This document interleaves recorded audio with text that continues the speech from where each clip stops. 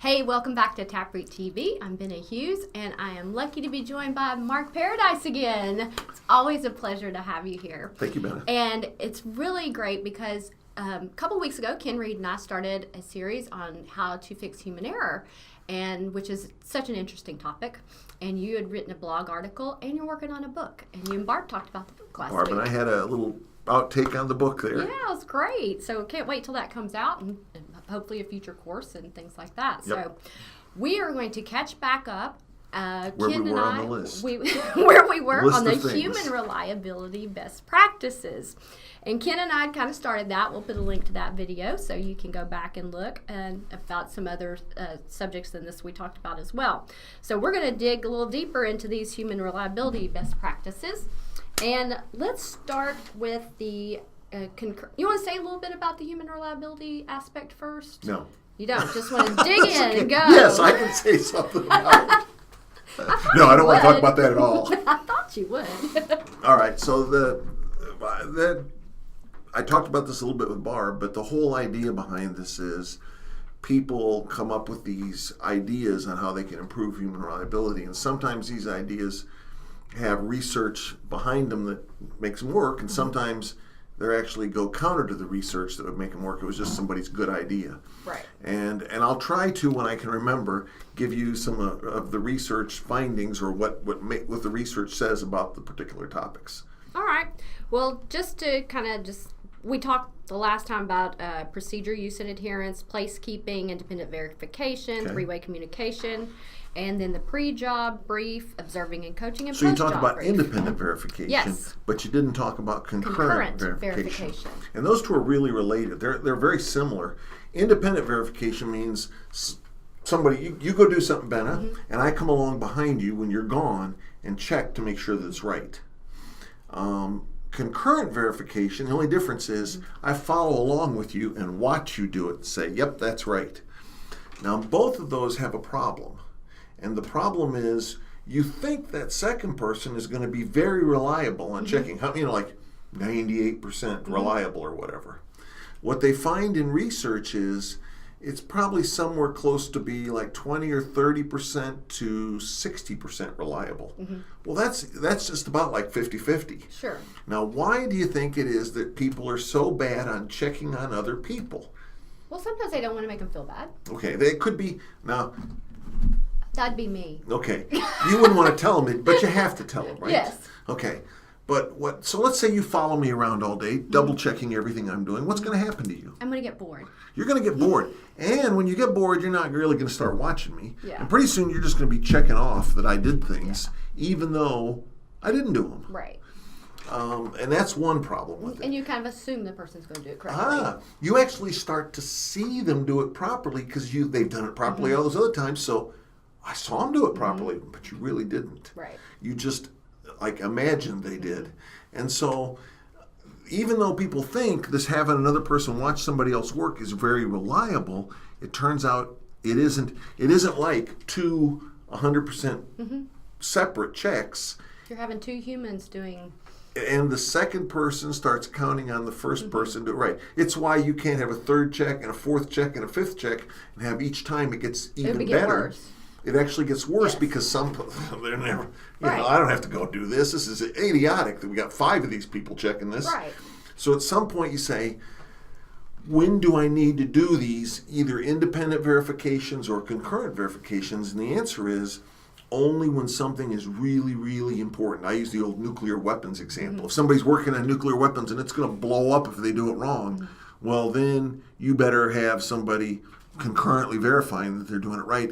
And you have to keep them always on the edge of their seat, which means you probably have to have somebody doing frequent audits of them doing this to make sure they're doing it right. So it takes a lot of management or supervisory attention to keep independent verification or concurrent verification working right. Otherwise, even everybody gets complacent about their job. I used to work in nuclear power plants. And I remember the first time I went to a refinery and they found out I worked at nuclear power plants, they said, Oh my goodness, that sounds so dangerous. I bet you were just scared to death working a nuclear power plant. And I'm like, no, working a nuclear power plant was fine. There was no big deal. But I'm like, but you take gasoline and hydrogen and put them through a furnace. Doesn't that blow up every day? And so everybody thinks their own job. They get used to it and get complacent about it, I'll say. And even nuclear weapons guys who work on nuclear weapons every day get complacent about it and and have problems. So these verifications, to me, I could also see on the other side of it as well, it can make the person doing the job add stress to what they're doing. It could, or they can get a little bit more relaxed about it because, hey, somebody's going to be second checking me anyhow. Yeah. If I make a mistake, somebody else will catch it. Like, depends on their work ethic. So assigning an independent verifier or a concurrent verifier probably doesn't make the reliability of the test less. Yeah. But it probably doesn't increase the reliability of the task near as much as you thought it would. Yeah, that makes sense. A questioning attitude. Everybody should have a questioning attitude. We should question everything. Shouldn't everything question everybody? Okay, questioning attitude. Let me see if I can come up with this list. I have a list in here of, and I can't remember all these, which is one of the problems. Triggers? Yeah, list of triggers. Here. You got a list of triggers there? Good, I'll look at your list of triggers. When should you have a questioning attitude? When you feel uncertain. When your gut tells you there's something wrong. When something unanticipated happens. When you're using human performance tool STAR. When you're making important decisions. When you're confused or in doubt. When you find something missing. When someone says we've always done it that way. When you encounter inconsistencies. Before doing something important or critical. Like a very important step in a procedure. When plans and procedures don't agree. When plant conditions are different than you expected. When you encounter something new or different.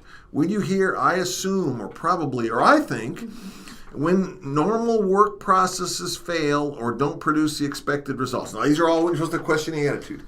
Now, here's the problem. All the time. Well, okay, that's one of the problems. There's actually a list that's longer for a different one of these things. But the problem is you've got these triggers. Now, I just read you the list of triggers there. You've got to carry this list around in your brain.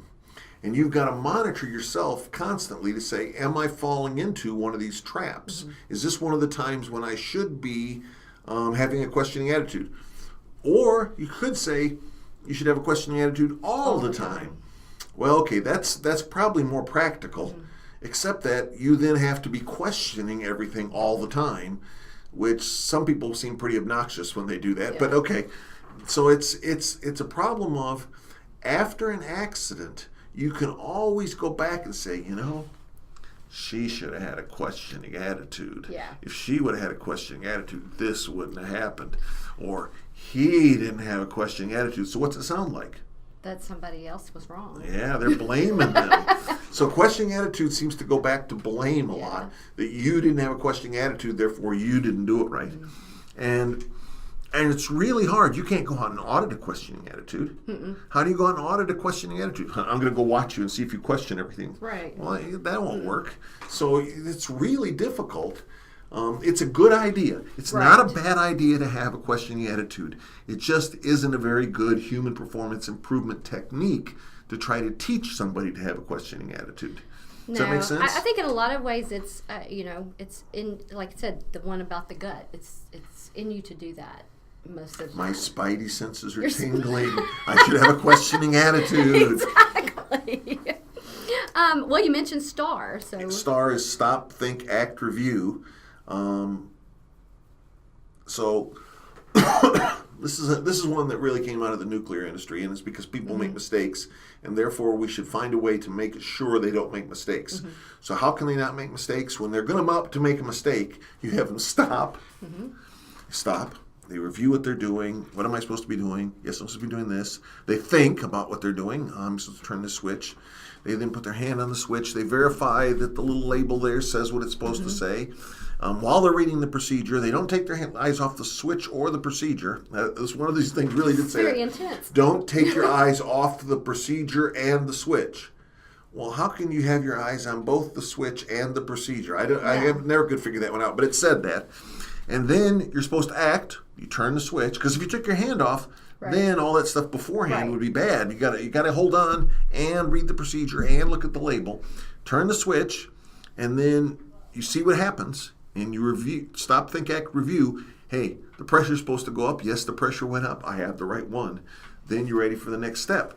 Now, if you do everything very detailed like that, it reduces your odds of making a mistake. Problem is, It reduces what you get done as well, it does take a long time. I always joke about walking up the stairs that way. Do you do this on every stair? And if you go up and down the stairs 10 times a day, do you do it every time you go up and down the stairs for every stair? How long will it take you to get up the stairs? Oh, Stop goodness. thinking, acting, reviewing. So then people say, okay, you don't do this all the time. You only do it for critical steps. So then what you can do, back in your pre-job brief or pre-job job evaluation, you decide what are the critical steps where stars should be applied. Now, once again, you can't have it be every step. Right. So you'd have to narrow it down to a very few steps. Otherwise, it's going to take forever to get the job done. So that may work if you do it, and it's in the procedure that might work.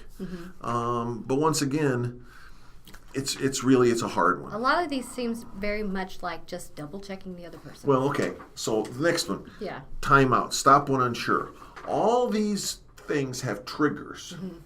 You have to know when to do star. Well, your trigger might be in the procedure. It says to do Right. star for this next step. That would be easy then. But if you have to think about it all the time, is this a critical step? Or, hey, am I unsure right now? That's a trigger. To do that, you have to carry these triggers around your head. And sometimes that goes down to this, let's see, you got another one on here. Where is it? Error traps and precursors. Error traps and precursors is this whole big list of things.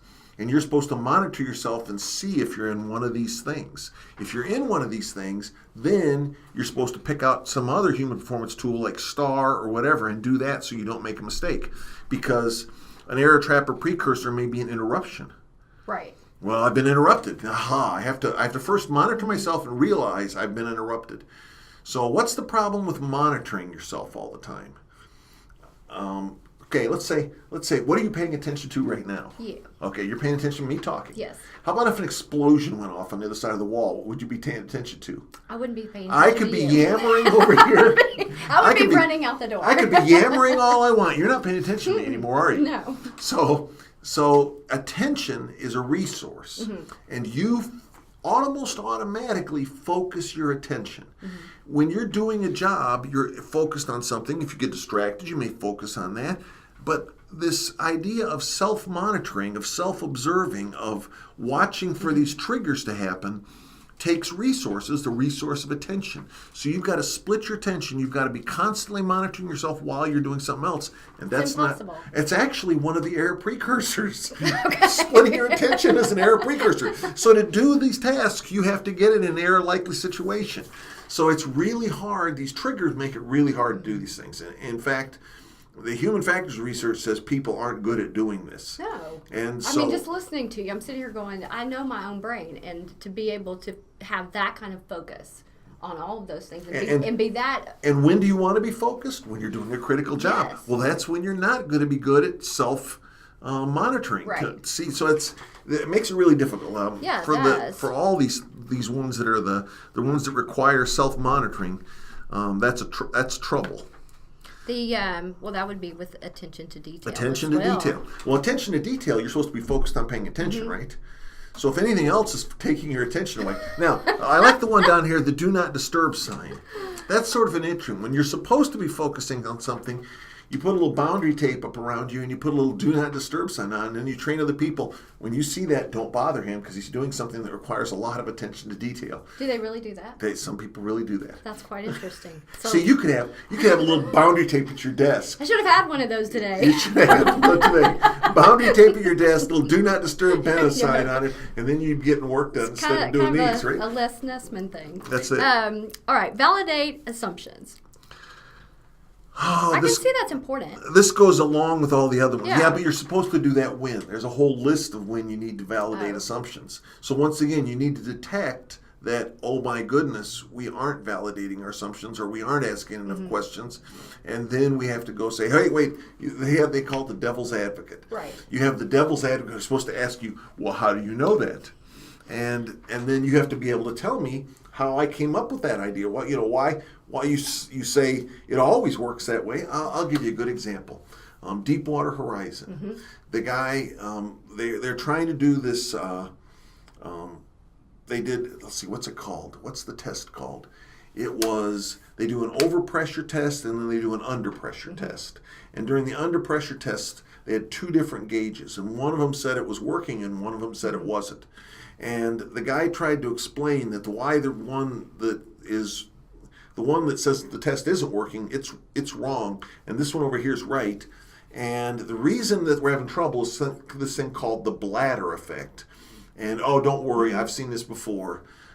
It's the bladder effect. And he couldn't really explain it to anybody so that anybody else could understand why the bladder effect did this, but they eventually said, well, okay, if you say it's bladder effect, it must be right. It must be right. We'll go with that. Yeah. And guess what? It wasn't, and the Deepwater Horizon blew up. Tragic.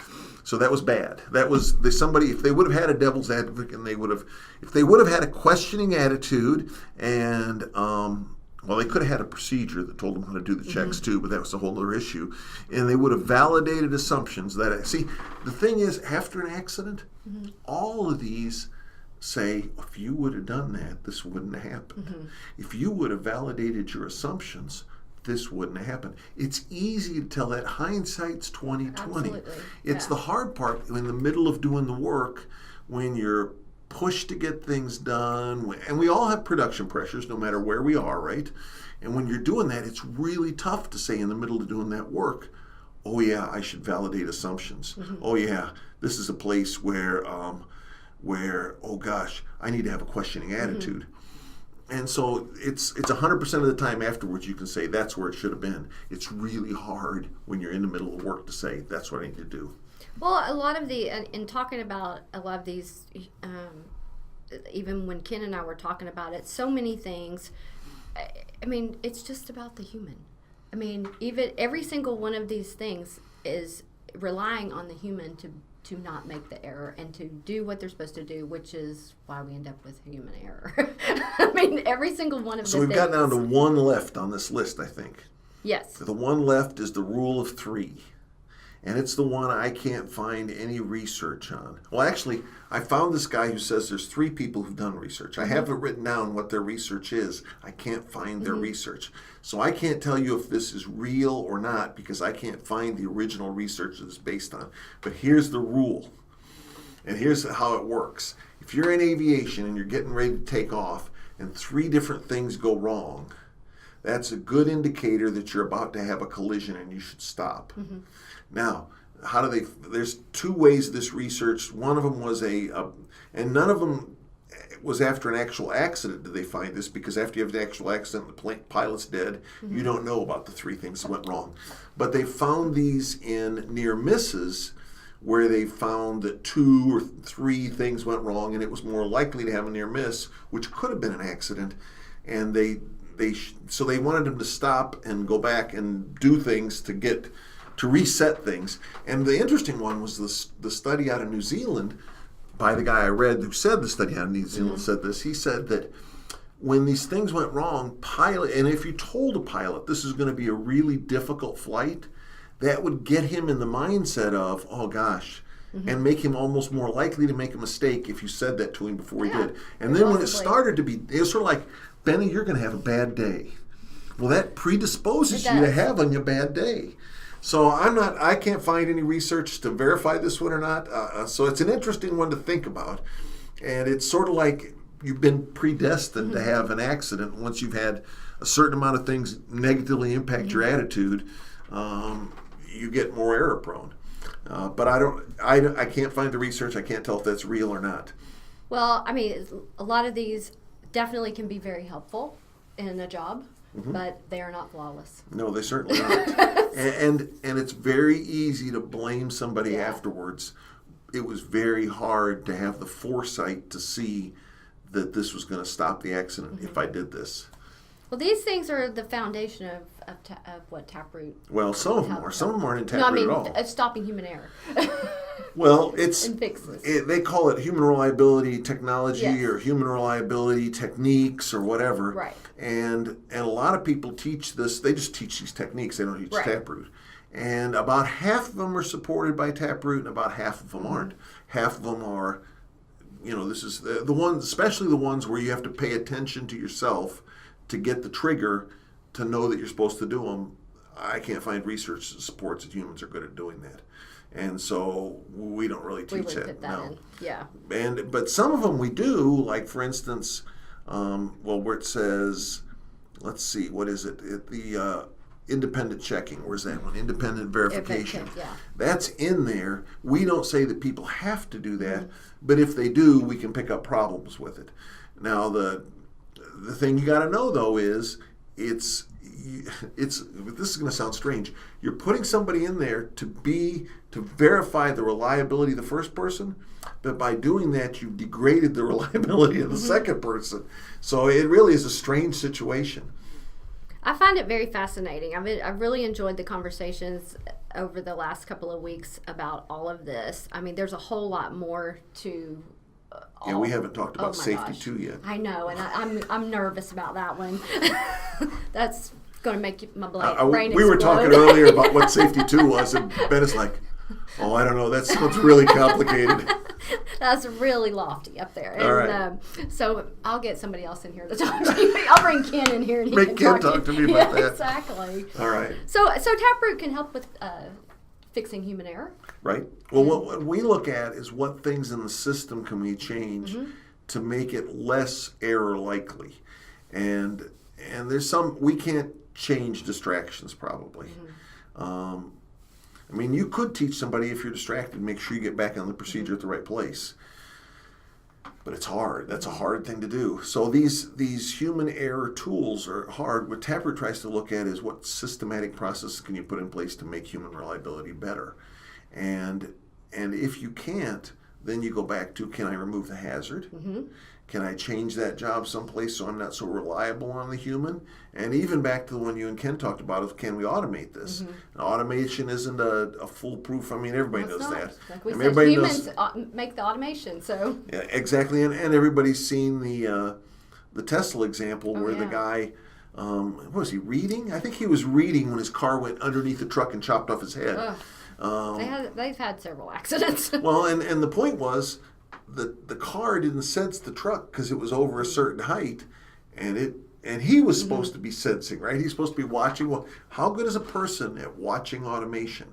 Oh, they're not doing it at all. Well, they're hard. It's hard because it gets boring enough when you're driving down a straight road and you're in control of the car. Imagine driving down a straight road and you're not in control of the car, but you're still supposed to be watching. That's really hard. Yeah, and it's not a job that are humans very good at. Once again, you're supposed to keep your attention focused on the outside on the road on what's going on. But what do you really do? Oh, yeah. Well, your most likely thing is to fall asleep. They have filmed people in Teslas going down the road, people beside them, and they're sound asleep in there, and they're honking their horn at them and everything else, and they're just out, and the car is just rolling down the road. And that automation has to come a long, long ways before I'm ready to trust it. Now, here's the question on automation. Yes, automation will cause accidents. Will it cause less accidents than humans? It's a really good question because I know those sensors, they're designed to think like so many more times than your own brain to reassess the situation. Right. So many more times a second that you're not. Right. And it's not distracted, but sensors fail. And okay, that's the way it works. So Yeah. so it's really what's Musk talk about? It's either 30% or 70%. I think it depends on which talk he was giving, as to how much lower the accident rate would be simply by doing the stuff they can do now. Not all the stuff they can do, but the stuff they can do now could lower accidents somewhere between 30 and 70%. Well, okay, is lowered by 70% means there's still going to be accidents. How are we going to think about those accidents that are quote-unquote caused by automation as compared to the ones that were going to be caused by humans? And they didn't get caused because the humans were no longer in charge. And the automation's definitely going to get the attention. Well, somebody will be suing Yeah. somebody, won't they? They will. So it's really interesting. That is, and you're right. Somebody has to program the automation, and They do. and somebody could That's make a mistake. person. Yep. So I'm glad we have that. Wait. No. We're going to get artificial intelligence to program the automation, and then the humans aren't involved anymore. At some point. Now we're in the matrix. It's scary. I can't even go there. It's too scary. Yep. How are we going to teach them in TapRooT? We'll teach those didn't those little things have to know things in the matrix? Maybe we'll teach Lordy. those. Maybe we'll teach the robots what Tell you to what do. we can teach you. We can teach you TapRooT. That's it. We can teach you If TapRooT. if I'm not talking to a robot, we can teach you TapRooT. That's right. We can, and we want to. So go to our website and look at our courses page. We've got courses all over the world. We don't normally get this deep into the ozone, do we? No, we don't. It's fun though. Our courses are much more structured, but we want to see you there, and we want to help you with. You got human errors going on. We want to help you get to the root cause of them and try to stop things from happening, problems from happening. I've got a new motto. We make human errors fun. Oh shoot! I like it. That could be the Oh, there we go. that can be the new motto. tagline New of the motto, next whatever. summit. So. Yep. All right. Well, we appreciate you for joining us. We're going to probably follow up with another couple of episodes in regards to this topic, and we're looking forward to Mark's book. It's going to be real entertaining, as you can tell. Joke after joke in that After book, joke. I'll tell you. So we appreciate you for joining us, and we'll see you back here next week. Thanks.